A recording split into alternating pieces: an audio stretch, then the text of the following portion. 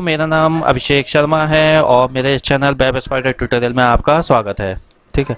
आज मैं आपको रिएक्ट का एक नया वीडियो लेके आया हूँ, उसके बारे में बताऊंगा और वो बहुत ही इंपॉर्टेंट कॉन्सेप्ट है। ठीक है। और वो है फेजेस ऑफ कंपोनेंट। ठीक है। अब मैंने आपको जैसा कि पहले भी बताया था अपने लास्ट वीडियोस में कि अब इससे आके जो भी वीडियोस आएंगे सब इम्पोर्टेंट होंगे, सब में ही रिएक्ट के सब इम्पोर्टेंट कॉन्सेप्ट्स इन्वॉल्व होंगे। तो इसलिए आपको हर वीडियो को बहुत ध्यान से देखना है। और अगर आप मेरे इस चैनल पर नए हैं तो इसको सब्सक्राइब जरूर कर लेना और बेल आइकन प्रेस कर देना ताकि आपको नोटिफिकेशन टाइम से मिलते रहें। ठीक है। तो आज हम जो अपने नए कॉन्सेप्ट की तरफ बढ़ेंगे, तो चलते हैं अपने कॉन्सेप्ट की तरफ, और जो है फेजेस ऑफ कंपोनेंट। ठीक है दोस्तों, यहाँ पे मैं आपको एक चीज़ बताना चाहूँगा कि पहले हम लोग क्या करते थे। अभी तक हम आप लोगों ने जो रिएक्ट का एक बहुत इंपॉर्टेंट मेथड है वो रेंडर मेथड देखा होगा। ठीक है। तो उसमें क्या करते थे, क्योंकि वो उसमें हम जब कंपोनेंट बनाते थे तो क्लास कंपोनेंट बनाते समय हम रेंडर मेथड का यूज करते थे, जो कि मतलब जो हमारे एलिमेंट्स हैं, जो अपने जो चाइल्ड कंपोनेंट्स हैं, उनको रेंडर करने के लिए काम आता था। ठीक है।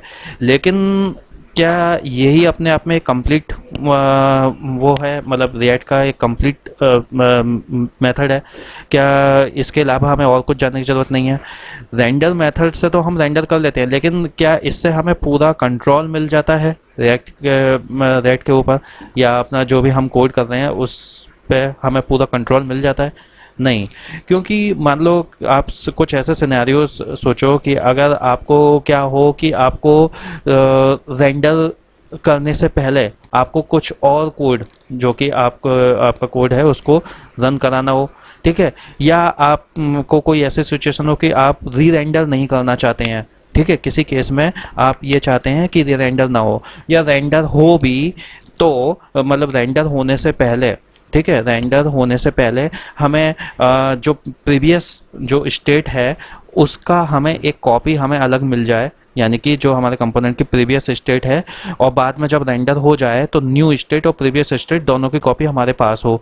ठीक है। तो ऐसी कई सारी रिक्वायरमेंट्स आपको आगे चल करके आएंगी, जिसमें कि आपको अपने कंपोनेंट के ऊपर, ठीक है, आपको जो है ज़्यादा कंट्रोल चाहिए होगा, अपने कंपोनेंट की जो स्टेज होती हैं उनके ऊपर ज़्यादा कंट्रोल चाहिए होगा। ठीक है। तो इसी कॉन्सेप्ट में होता है कि कंपोनेंट जो होता है उसके जब वो रेंडर होता है, ठीक है, ठीक है, तो उसको मतलब यानी कि रेंडर होकर के डोम में माउंट होने तक, ठीक है, डोम में अपलोड होने तक उस वो कई सारी फेजेस से होकर के गुजरता है। ठीक है। या उनको कह लो कि कई सारी उसकी स्टेजेस होती हैं, उनसे होकर के गुजरता है। मतलब कंपोनेंट का मतलब आप जब क्रिएट करते हो तो उसको डोम में अपलोड होने तक, और उसके बाद जब उसको आपको यूज नहीं होता है उसको डिलीट भी कर देते हो, तो उसकी कई सारी फेजेस होती हैं उस बीच में। ठीक है। तो वो जो फेजेस होती हैं, वो जो स्टेजेस होती हैं, वही आपका फेजेस ऑफ कंपोनेंट भी कह सकते हैं, या कंपोनेंट की एक पूरी लाइफ साइकिल कह सकते हैं। ठीक है। यहाँ मैं आपको एक सिंपल एग्जांपल से बता दूं कि मान लो कि कोई बंदा है, वो मार्केट में जॉब सर्च करने जाता है। ठीक है। तो जॉब सर्च करने जाने से लेकर के उसका जो है जॉब करने लगने तक, ठीक है, उसकी कई सारी स्टेजेस होती हैं। यानी कि जॉब सर्च करना, उसके बाद इंटरव्यू का कॉल आना, एक दूसरी स्टेज हो गई।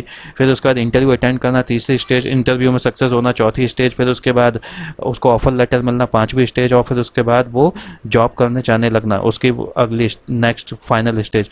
तो ये एक स्टेजेस होती हैं। ठीक है। ऐसे कंपोनेंट की भी कई सारी स्टेजेस होती हैं। ठीक है। तो इन्हीं को ही हम पढ़ेंगे कंपोनेंट लाइफ साइकिल मेथड में। ठीक है। फेजेस ऑफ कंपोनेंट का लो कंपोनेंट की लाइफ साइकिल पूरी, कि कंपोनेंट की लाइफ साइकिल क्या होती है। ठीक है। तो जो कंपोनेंट की बेसिकली जो लाइफ साइकिल होती है, या फेजेस होते हैं, जो स्टेज होती हैं, वो मेनली तो चार होती हैं। ठीक है। पहली होती है माउंटिंग। ठीक है। दूसरी होती है अपडेटिंग। ठीक है। माउंटिंग में मतलब कंपोनेंट कोई भी वो माउंट होता है। फिर उसके बाद अपडेटिंग फेज वो होता है जिसमें कि कंपोनेंट को अपडेट किया जाता है, उसके कंपोनेंट की स्टेट्स को अपडेट किया जाता है। ठीक है। फिर तीसरी होती है अनमाउंटिंग, यानी कि जब हम कंपोनेंट का यूज कर लेते हैं, कंपोनेंट का यूज हो जाता है, ठीक है, तो उसके बाद वो अनमाउंट भी होता है। और चौथी स्टेज होती है, ये बेसिकली आप इसको स्टेज मान भी सकते हो, क्योंकि जब भी हम कोई कंपोनेंट बनाते हैं तो उसमें एरर जरूर आती ही आती हैं कुछ, तो उन एरर को जब हैंडल करना होता है हमें, तो वो एरर हैंडलिंग में वो एक एरर हैंडलिंग हमारा एक प्रोसेस होता है, उसमें जा कर के हम उसको करते हैं। तो ये भी एक कंपोनेंट की स्टेज ही माना जाएगा। ठीक है, तो ये 4 स्टेजेस सब मिलकर के कंपोनेंट हमारा पूरा मतलब इन कंपोनेंट की लाइफ साइकिल बनती है।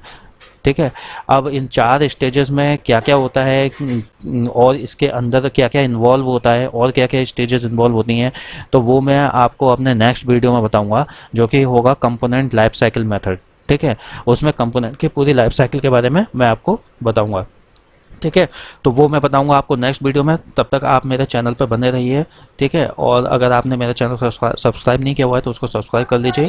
ठीक है, और उसको आप बेल आइकन प्रेस नहीं किया है तो बेल आइकन प्रेस कर लेना, और वीडियो पसंद आए तो उसको लाइक करना, शेयर करना। ठीक है, मिलते हैं नेक्स्ट वीडियो में, तब तक के लिए okay, bye bye, keep practising, good bye.